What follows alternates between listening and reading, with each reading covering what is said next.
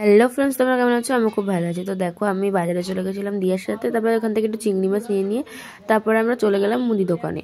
তো মুদি দোকান থেকে টুকটাক কেনাকাটি ছিল, সেগুলো কিনে নিয়ে আর কি যাচ্ছি আমরা একটু কসমেটিক্সের দোকানে একটা জিনিস কিনতে।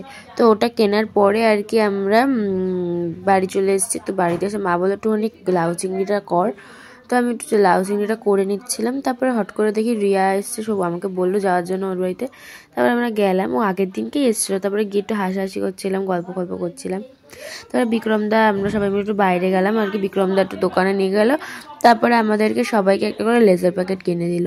তারপরে আর কি আমাদের বাড়িতে এসেছিলো, গ্রীষ্মে গল্প হাসি ঠাট্টা সব মজা করলাম। তো অনেকদিন পরে যখন বান্ধবীরা আসে না, মানে খুব একটা আলাদাই লাগে। তো ওর সাথে প্রায় 7 না 8 মাস হয়ে গেছে ওর সঙ্গে দেখা হয় না।